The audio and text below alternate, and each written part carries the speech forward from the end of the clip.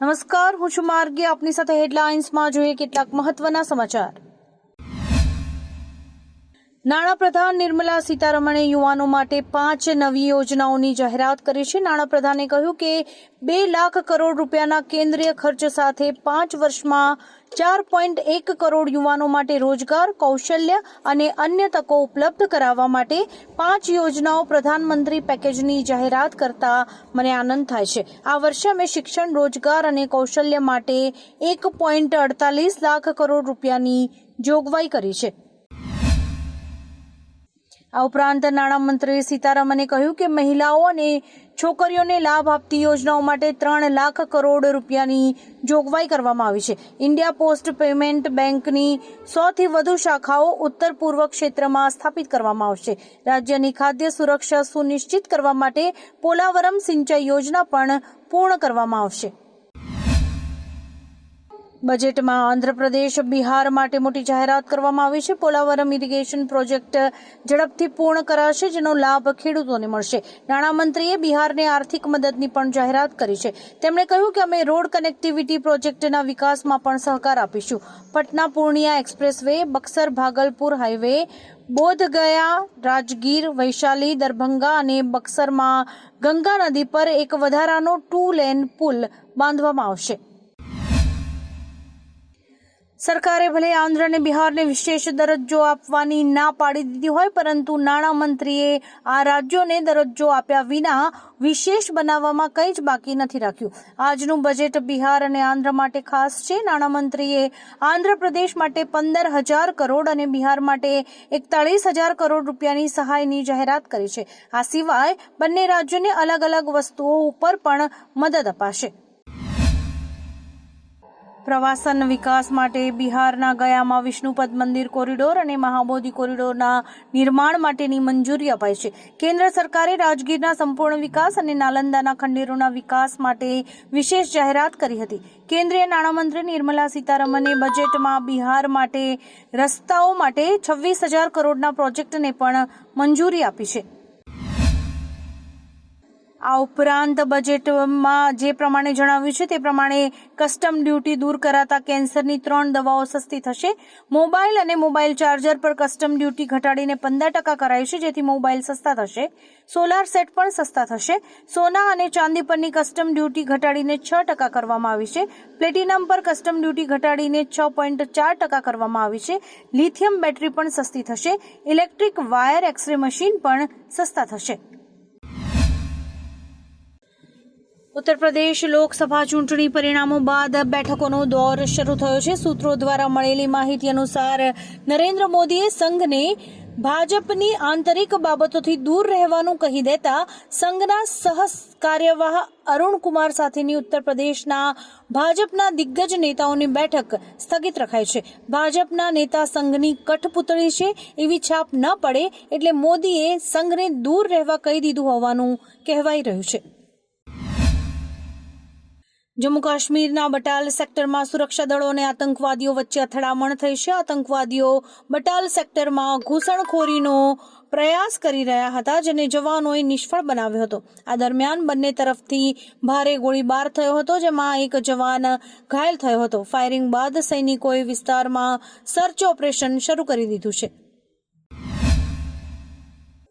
વાત કરીએ વરસાદની તો ગુજરાતના માથે એક નવી સિસ્ટમ સક્રિય થઈ ગઈ છે. હવામાન વિભાગ દ્વારા આગાહી કરવામાં આવી છે કે બંગાળની ખાડીમાં સિસ્ટમ સક્રિય થતા વરસાદ હવે ગુજરાતને ગમરોળશે.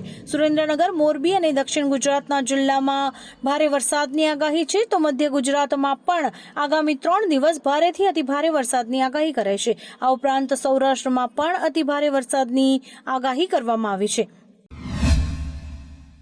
હવામાન વિભાગ દ્વારા આગામી 7 દિવસ ભારેથી અતિ ભારે વરસાદની આગાહી કરવામાં આવી છે, જેમાં ઉત્તરાખંડ, ગુજરાત, હિમાચલ પ્રદેશ સહિત ઘણા રાજ્યોમાં વરસાદની ચેતવણી જાહેર કરાઈ છે. ભારતીય હવામાન વિભાગે આગાહી કરી છે કે આગામી 2 દિવસમાં દિલ્હીના હવામાનમાં મોટો ફેરફાર થશે. છત્તીસગઢમાં ઓછા દબાણના વિસ્તારને કારણે ઘણા રાજ્યોમાં હવામાનમાં ફેરફાર જોવા મળી શકે છે. ગુજરાતમાં છેલ્લા 24 કલાકમાં 151 તાલુકામાં વરસાદી માહોલ છવાયો છે. જોકે આજે પણ દક્ષિણ ગુજરાતમાં ભારેથી અતિભારે વરસાદની આગાહી છે, તો બીજી તરફ સૌરાષ્ટ્રમાં પણ વરસાદે સપાટો બોલાવતા કેટલાય ગામો બેટમાં ફેરવાયા અને પાણીએ તારાજી સર્જી દીધી છે. ઉનાનો મચ્છુંદરી ડેમ પણ આખરે ઓવરફ્લો થયો છે અને તેમાંથી પણ પાણી છલકાઈ રહ્યું છે. રાજ્યમાં છેલ્લા 4 કલાકમાં 85 તાલુકાઓમાં વરસાદી માહોલ છવાયો છે, જેમાં સૌથી વધારે વરસાદ કચ્છના નખત્રાણામાં નોંધાયો છે. નખત્રાણામાં 6 ઇંચ વરસાદથી જળબંબાકારની સ્થિતિ સર્જાઈ છે. વઘાઈમાં 2 ઇંચ, વાંસદામાં 2 ઇંચ, ખેરગામમાં 2 ઇંચ, આહવામાં 2 ઇંચ, ધરમપુરમાં 1.5 ઇંચ, પારડીમાં 1.5 ઇંચ, મુન્દ્રામાં 1.5 ઇંચ અને સુબીરમાં 1.5 ઇંચ તેમજ વિસાવદરમાં પણ 1.5 ઇંચ વરસાદ પડ્યો છે. બજેટમાં નાણામંત્રીએ ઘણી પ્રોડક્ટ્સ અને સેવાઓ પર લાગનાર ટેક્સમાં પણ ફેરફાર કરવાની જાહેરાત કરી છે. ટેક્સ વધવાથી ઘણી પ્રોડક્ટ્સના ભાવ વધી જશે. શું મોંઘું થયું તેની યાદી જોઈએ તો પીવીસી ફ્લેક્સ બેનર, ટેલિકોમ ઉપકરણો, પ્લાસ્ટિકની વસ્તુઓ મોંઘી થશે. કિંમતી ધાતુઓ અંગે નાણાપ્રધાન સીતારમણે કહ્યું છે કે તેમની ડ્યુટી ઘટાડવામાં આવી છે. નેપાળમાં ચીન તરફી ઓલી સરકાર બન્યા બાદ ભારત નેપાળ સરહદ વિવાદનો મુદ્દો ફરી એકવાર ગરમાયો છે.